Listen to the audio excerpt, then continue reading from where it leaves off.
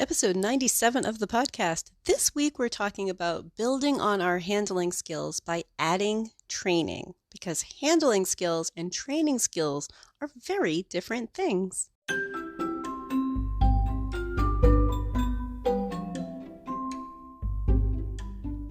You're listening to the Creating Great Grooming Dogs podcast. I'm Chrissy Newmeyer-Smith. I'm a certified professional groomer, a certified behavior consultant for canines, a certified professional dog trainer, and the owner of Happy Critters in Nashua, New Hampshire. And this, my friends and colleagues, is the podcast where grooming and training meet. What is the difference between animal handling skills and teaching some skills, teaching some training?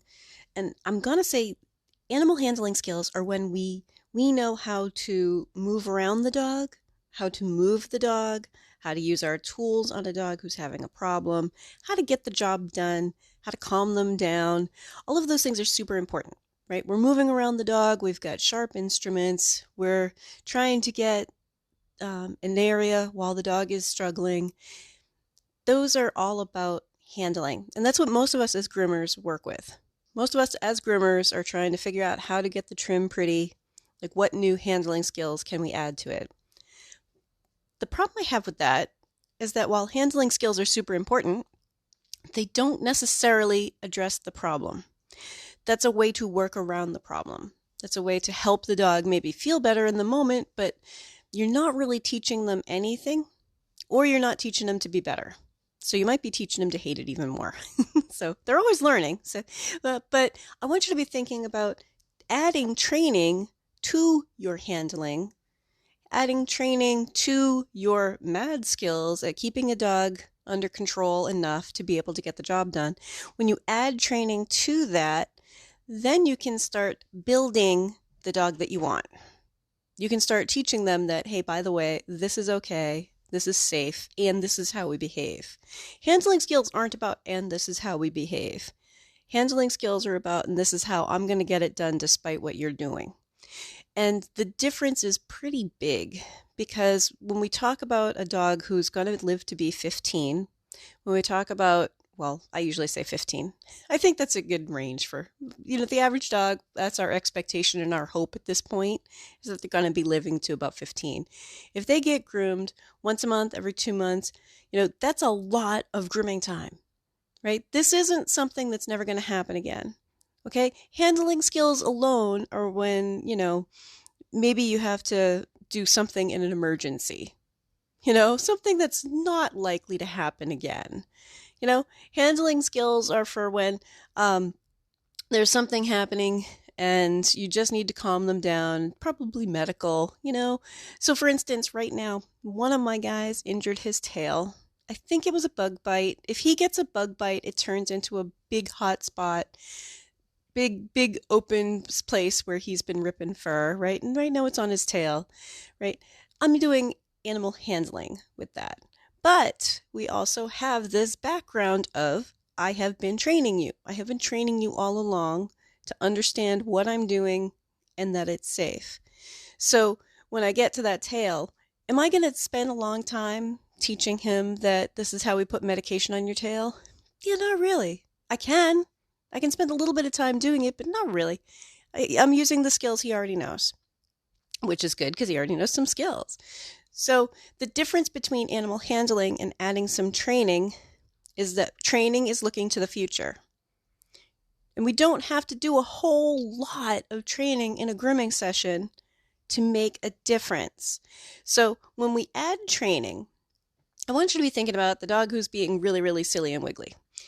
If we are so used to handling that dog, managing that dog, working around the silly and the wiggly, then it probably feels like we're not wasting time. It probably feels like we're being pretty effective because it's the way we've done it and it feels familiar and we don't have to overthink it. But when we add training to that, sometimes that feels like it's taking longer. Like, okay, well, let's work over here. While he's good, give him a break. Work on something else. Now go back to his head. Do a little bit while he's being good. Stop, move on to something else. Those little breaks are training. Those little breaks are when he's good, remove the challenge. right? Give him a break while he's good. That's training.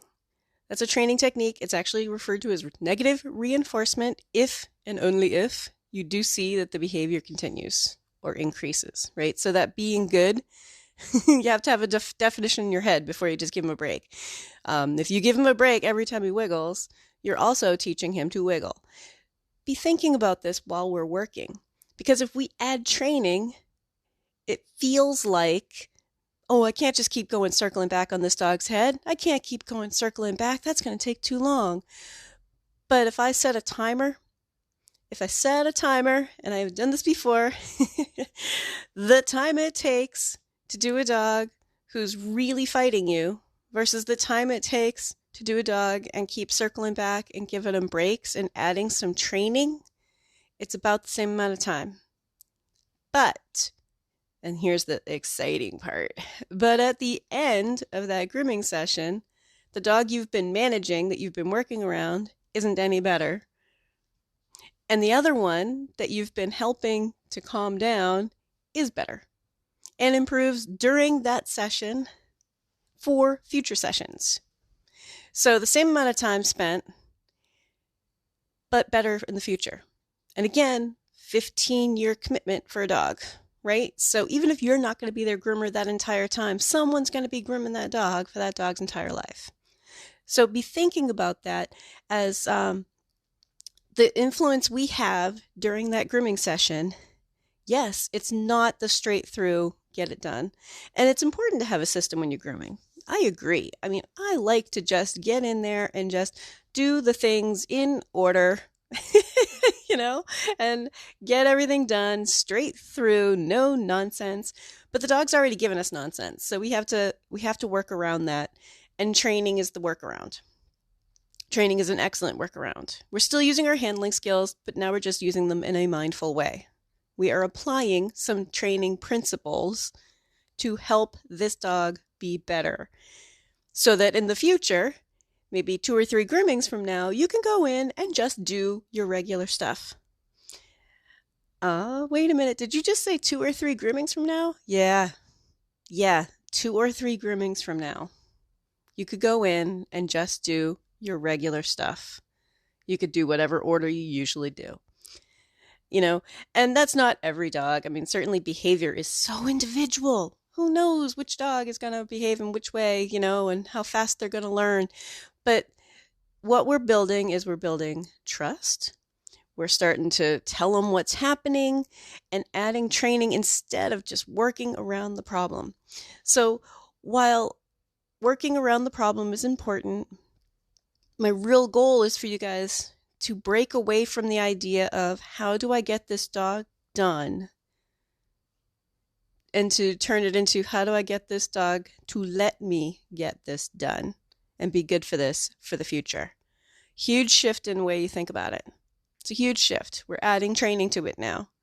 And that doesn't have to be just us adding training. And that doesn't have to be like a whole training session. I think people kind of forget that you can add training principles to something smaller.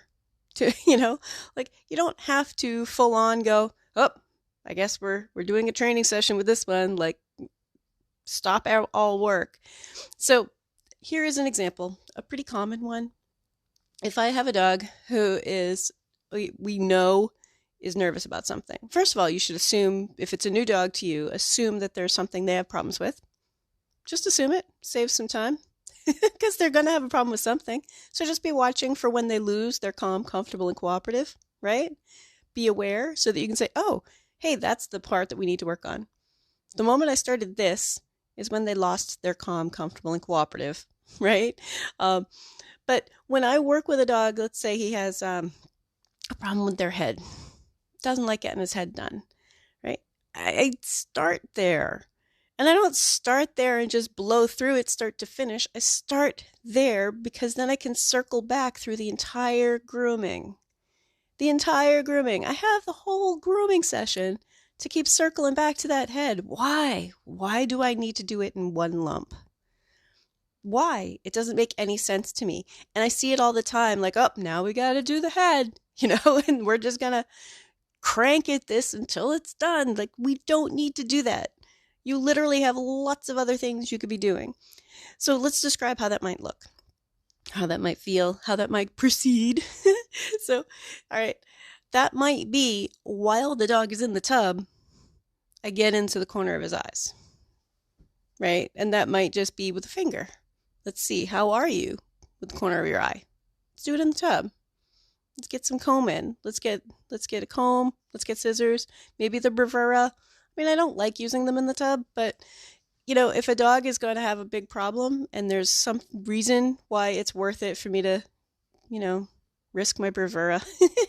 But and for trainers and non-groomers, the bravura is one of those trimmers that has a blade with 5 settings. It's a really nice little clipper. So yeah, sometimes I'll just get in there with that. But I'm thinking ahead to just doing little bits. And the beginning of a grooming session is when they have the most patience. How much patience does that dog have? The dog already has issues with grooming, so I don't think he's I can handle things for 2 hours kind of guy. Let's think about that ahead of time and start working in his comfort zone, working with what he can handle. So, same dog has problems, right? Some of those dogs, I will go through and scissor parts of their head while they're wet, right? I use an absorber towel after the bath and get as much crud, as much water off of that dog as I can.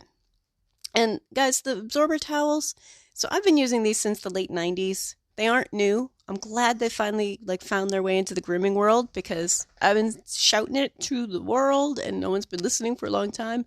But ladies and gentlemen, please, please, please, after you use an absorber towel on one dog, put it through the wash and hang it to dry.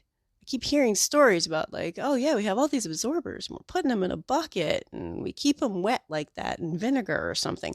No, just wash them. And something the size of a face cloth can, absorb so much water off of a dog that it still saves you so many towels. So many towels. Some house call, I bring something the size of a face cloth, right? And it's dried like a brick. So you hang it to dry and it's already folded. Anyway, I use an absorber towel. I get all that water off. I get them on the table. I start up a dryer, I don't just put it on their head. I start up that noise while I'm toweling their head, while I'm brushing through their head. Think about the steps that you can add, the way you can break it down. And in between these things, I keep going back to the rest of the dog's body. I don't have to do the head in one step. And getting the head done in one step is probably what got this dog started on hating it. Sometimes grooming is really unpleasant, and then a groomer or an owner or maybe the vet or a vet tech thinks, well, we can't have that behavior, can we? And just pushes it and pushes it and pushes it.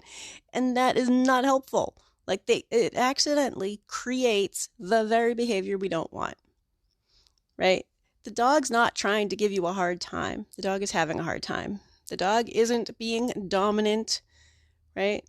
The dog is trying to escape. The dog is trying to get you to back off. But that's not being dominant, right? We need to get out of some of these 1980s views on how dogs behave. The dog's having a hard time. Let's look at it at face value. Yeah, he doesn't like that. He's not trying to take over the world. We can't read too much more into it. Look at the behavior in front of you. The behavior you see in front of you.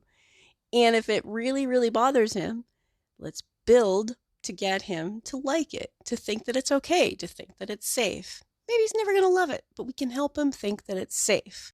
If you're enjoying this podcast, please remember to subscribe so that you don't miss any episodes, and tell all of your friends. Same dog, same head example. I want you to be thinking about all of the tools that we can employ to help a dog be more comfortable with something. So some of the things that I can list in here too, I mentioned the absorber towel as a way to reduce the amount of drying time, right? If the dog's not comfortable with the dryer, or maybe the dog's fairly comfortable with the dryer but doesn't really like much, think about all of the tools that we have that we can use to help the dog be more comfortable. So in the tub, that might be something that keeps them from slipping around, right? That could be as simple as a rubber mat in the bottom of a tub. That could be a nice paw mat on the table. Another product I really like is paw mat. But yoga mats work too, just that they get ripped up real quick and they are not particularly easy to disinfect and clean. They're porous, like paw mats are different. But something with better footing can change a dog. All of these little things that we can do, happy hoodies. You know what? For a dog who's worried about their head, some dogs do well with a happy hoodie. Some dogs think the happy hoodie is a little bit terrifying. Read the dog. Decide what that dog wants. But if you're using something like a happy hoodie, that might tell you what the dog was afraid of is noise versus the feeling of someone playing with my ears or someone going near my eyes, right? Find out what that dog is worried about. And that's where we gather our clues.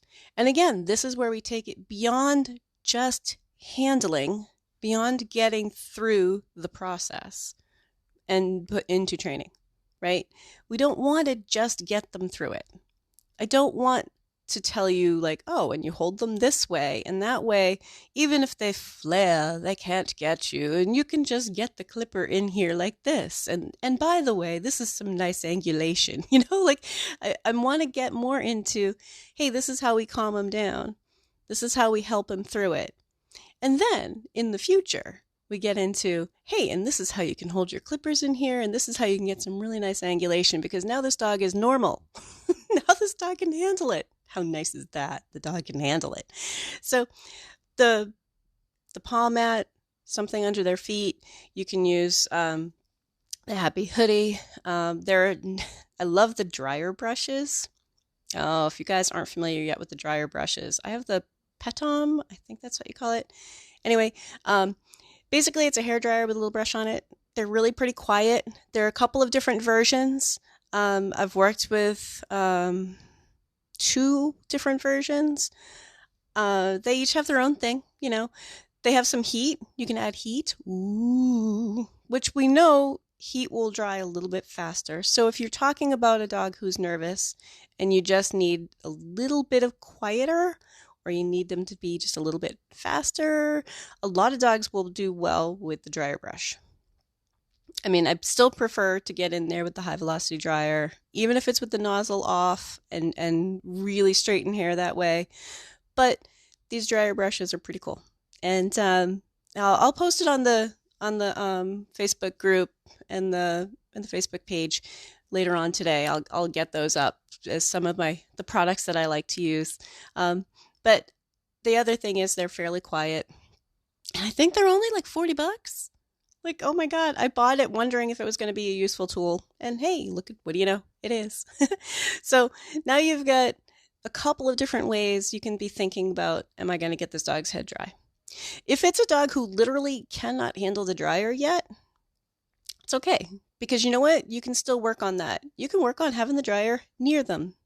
The calmness of the dryer heading up their shoulder. Work on calm. If you're doing it right, when you're working on calm, it's about as interesting as watching grass grow. So one of the things that I see is people wait until the dog has a problem and then calm them down again. I want you to do this and stop while the dog's being great. And it's going to feel wrong. It's going to feel like a big waste of time, because that's not what we're used to doing. But if you're doing it right, it's about as interesting as watching paint dry. It is not uncommon for someone to come over and watch me groom and say, yeah, but he didn't give you a hard time. I'm pretty sure I could get his head like totally done. And I'm like, yeah, but I'm not going to risk it, because we made such behavioral progress today that I don't care if we edge his ears. There are just some times where I'm like, we made such good progress today that I don't care if the grooming is fantastic. And they're like, but he's being so good, you could just do it. And I'm like, every time we push and we push them to the point where they're afraid, it backfires on us. We have the opportunity to make it look like it's effortless. And what is the dog learning? Huh, I didn't freak out, right? And I know, freak out, there's a very, very technical term, right? But I want you to think about every time a dog becomes afraid, their body responds to that, right? That's a chemical reaction in your body. Fear, gets your heart beating, lungs breathing faster, your heart's beating faster. All of that energy is going into your muscles to get you out of there or get people away from you, right? The brain stops getting information. The brain's like, yeah, obviously we're not taking care of it. Body, get us out of here, How about the body just take over, right? It's a stress response. And that stress response, that chemical release, that epinephrine, do you remember that? Do you remember adrenaline? Do you remember fight or flight, right? That response, cortisol levels, right? That response can last for hours to days. It doesn't just go away because we're like, see, it didn't hurt, right? Like that doesn't work that way. So if we can set up a grooming session where we're like, I'm just going to keep circling back and keep you in your comfort zone. We're actually training them to like it. We're training them to put up with it at least, but we're teaching them like, hey, this thing didn't hurt you. This thing wasn't necessarily scary. Oh no.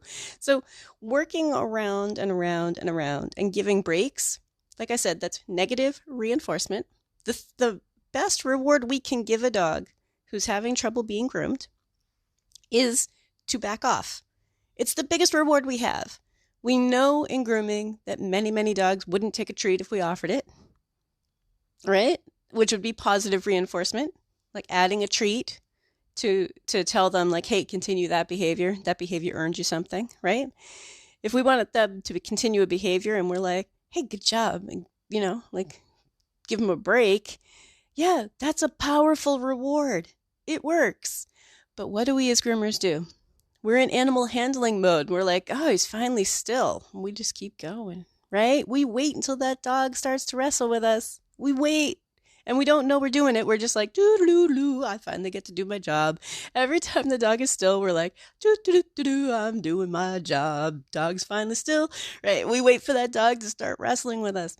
And I'm trying to shout it to the mountaintops. Hey, guys, don't do it that way if you're trying to train him to like it. You're going to circle back. And then because it feels like it's a waste of time, you should probably put on a timer. You should probably time yourself as you circle back, just so that you know what? I really did take about the same amount of time that this dog takes me. And you will probably find the dog is calmer at the end. The dog's doing okay, shows some improvement, and you got more done. You'll probably get more done by giving them lots of little breaks. Now, when I first started doing this in grooming, because, I was taught grooming the way most of us were taught grooming, and like, well, you get in there and you get it done, and, this is how you hold them if they start to flail, and this is how you can put your clippers on them without hurting themselves while they flail. I was taught that way too. When I started adding this way of doing things, I had to have a notebook out to remind myself, like, I did 2 nails on the left back foot. If that's as far as I got in that one part and I moved on to something else, I just had a notebook to write it down. 2 nails, left back foot. And then when I'd circle back, all right, left back foot done. Right back foot nails. Like whatever it is, I had to just like write down the thing that I just kept circling back to, so I didn't forget a dew claw or an entire paw, and it's going to feel like chaos. But what's familiar to us will always feel like it's easier. And even if it isn't. I'm going to give you an example. People who are used to driving one particular way to work, right? You drive this route all the time, and someone teaches you a shortcut through town. Well, maybe it doesn't feel like a shortcut yet because there are lots of twists and turns, right? You're like, oh, there's so much to remember.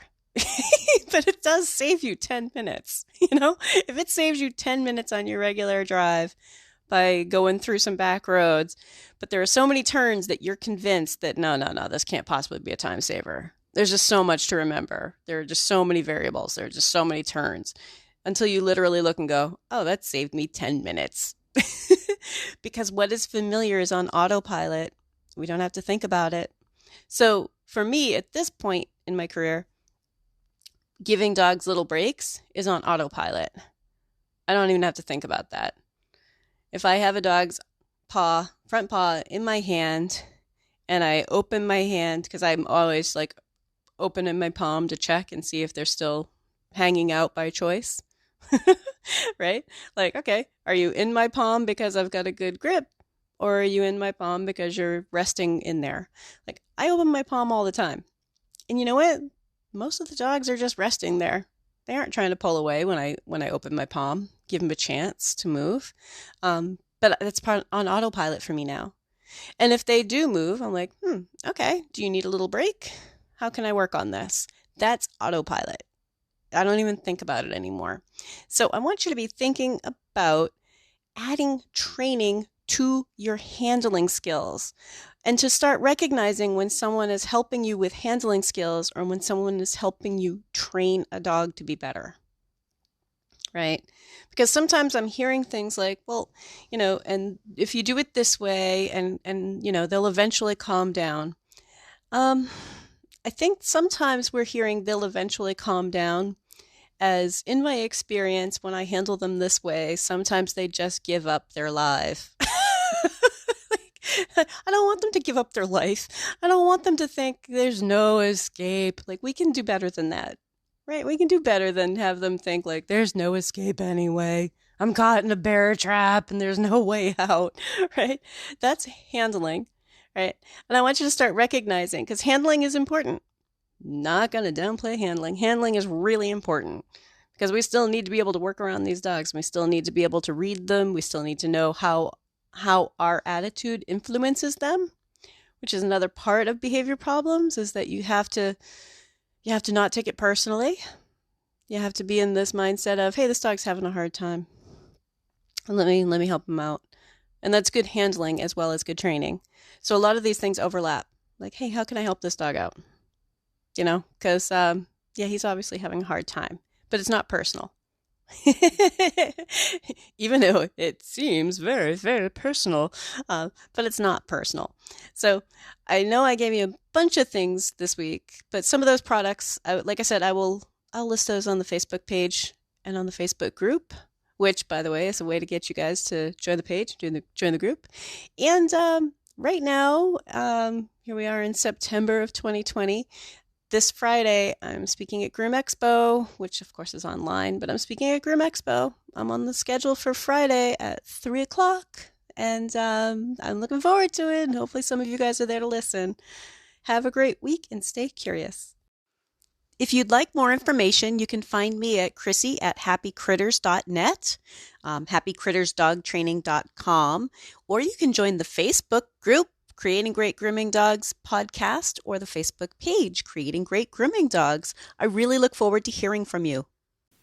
If you're ready to go beyond the podcast, and I hope you do, I've made it really easy for you. If you go to creatinggreatgroomingdogs.com and click on your next step, you'll see all of the options. There's the Scholar Lounge community, there's the Modern Grooming Professional certification, there's Master Canine Stylist and Professional Canine Stylist diploma testings, there's the Behavior Lab for coaching and private one-on-one sessions with me, and of course, the Master Groomer Behavior Specialist program. So go to creatinggreatgroomingdogs.com and click on your next step.